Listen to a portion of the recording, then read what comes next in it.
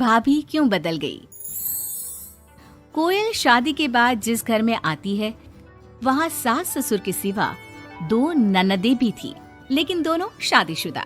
कोयल ने सोच लिया था कि वो इस घर को जीत कर रहेगी, लेकिन होता कुछ और है। यार ये कोयल कैसी लगी तुझे? ठीक ही है, बस माँ एडजस्ट कर ले इसके साथ। हम दोनों तो वैसे ही शादीशुदा हैं। चलना कल घर चलते हैं, देखते हैं क्या करती है वो सारा दिन घर पर। ठीक है दीदी, मैं कल आ जाऊंगी।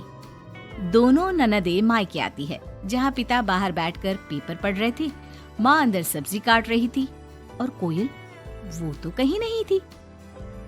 क्या पापा बाहर क्यों बैठे हैं? बहू ने निकाल दिया क्या? चलिए अंदर देखिए, कैसी लू सी चल रही है। चलिए तो। अरे नहीं नहीं, अंदर लाइट नहीं आ रही है, रोशनी भी कम है और हवा भी नहीं है। मैं तो कहता हूँ तुम दोनों भी जाकर चेयर यहीं लगा लो। क्या माँ, तुम क्यों काम कर रही हो? कहाँ है वो राजकुमारी?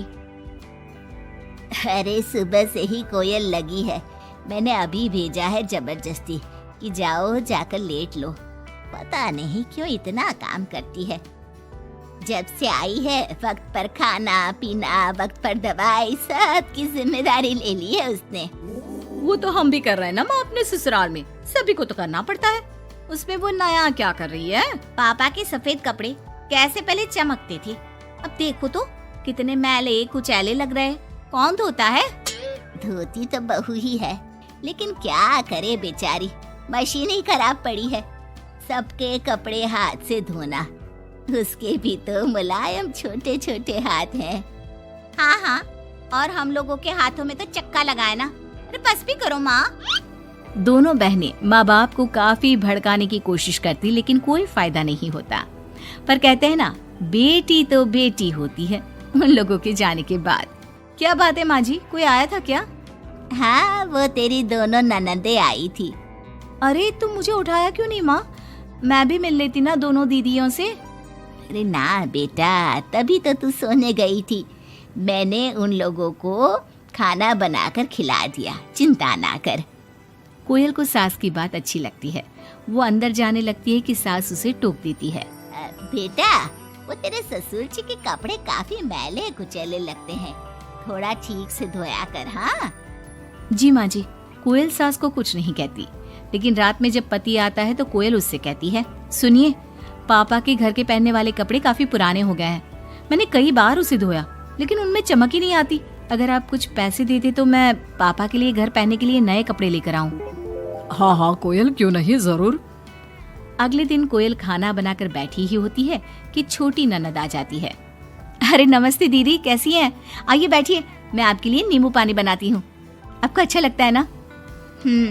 वो माँ कहाँ है? कोयल को अजीब सा लगता है कि ननद ने उसे पूछा तक नहीं, ना ही नमस्ते किया। सामने से माँ आती है। माँ, वो मैं बाजार जा रही थी तो सोचा आपसे मिलती चलूं। अच्छा माँ, जरा नींबू पानी बना देना, बहुत मन कर रहा है। हाँ हाँ, तू बैठ, मैं बना कर लाती हूँ। कोयल को लगता है कि बेटी है, माँ के हाथ का स्वाद मिस करती होगी। इसमें बुरा मानने वाली कोई बात नहीं है। दीदी, मैं भी बाजार जा रही हूँ, आपके साथ ही चलती हूँ।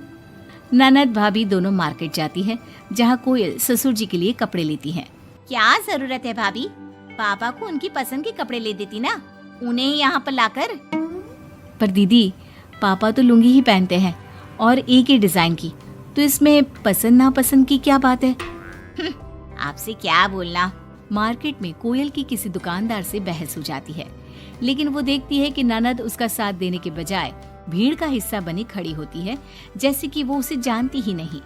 कोयल घर आती है। अरे बेटा, क्या जरूरत थी नए कपड़ों की? पापा, मैंने ना आपके कपड़े धोने की काफी कोशिश की, लेकिन वो पुराने हो गए थे ना, इसलिए ऐसे मैले से लग रहे थे। सास भी समझ जाती है कि कोयल ने कपड़े धोने में मेहनत तो की ही होगी। एक रोज फिर दोनों ननदें आती है। कोयल अब दोनों ननदों को मनाने के लिए कोई ना कोई तरकीब निकालती है। ये साड़ी दीदी को दे देती हूँ, मेरी नई साड़ी है, कम से कम साड़ी देखकर खुश हो जाएंगी। दीदी, ये साड़ी आप ले लीजिए। और छोटी दीदी, मैं आपकी पसंद की पालक पनीर बनाती हूँ, आप लोगों के आने से घर में कितना अच्छा लगता है ना। दोनों कुछ नहीं बोलती। अब तो जब भी दोनों ननदें घर आती, कोयल के सास ससुर को भी भड़काकर चली जाती, जिसके बाद से ही दोनों का रवैया कोयल के लिए कुछ दिनों के लिए बदल जाता।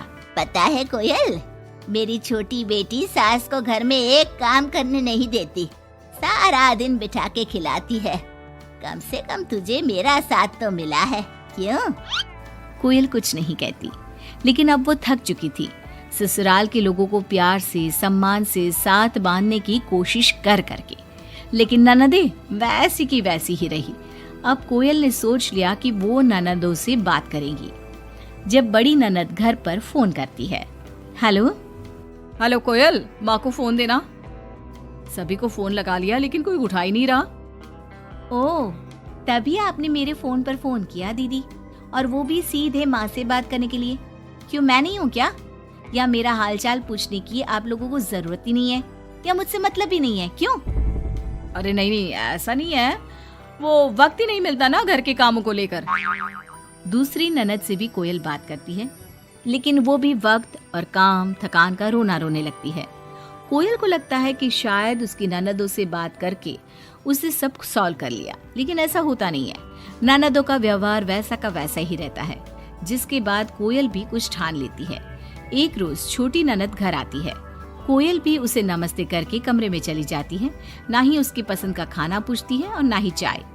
बड़ी ननद को भी कोयल फोन करना छोड़ देती है, और ना ही उन लोगों के स्टेटस चेक करती है, ना ही उन लोगों के आने पर हालचाल पूछती है। दोनों ननदों को कोयल का बदला रूप अच्छा तो नहीं लगता। क्या बात है कोयल भाभी, आपको हमारा यहाँ घर आना अच्छा नहीं लगता क्या? लेकिन हम भी क्या करें, मायका है, माँ बाप है, तो आएंगे तो सही ना। वो काम है थोड़ा, मैं अपने कमरे में जा रही हूँ। जो भाभी ननदों के आगे पीछे लगी रहती थी, उन लोगों के खाने पीने से लेकर हर बात का ख्याल रखती थी, उसका बदला रूप दोनों ननदों को अखरने लगता है। क्या बात है कोयल, अब हम लोगों से बात भी ज्यादा नहीं करती, ना ही फोन करती है। वैसे तो आप लोग भी मुझे कभी नहीं पूछती थी ना, आती तो सीधा माँ के कमरे में। फोन में मुझे तब करती जब घर में किसी का फोन ना लगता हो, और करती भी तो सीधे माँ से बात करा दो। मेरे हाथ का ना खाना खाती, ना सीधे मुंह बात करती। तो मैंने भी अपनी दुनिया में जीना सीख लिया है। अब मैं मस्त हूँ और खुश हूँ। नमस्ते। ये बोलकर कोयल वहां से चली जाती है अपनी दुनिया में।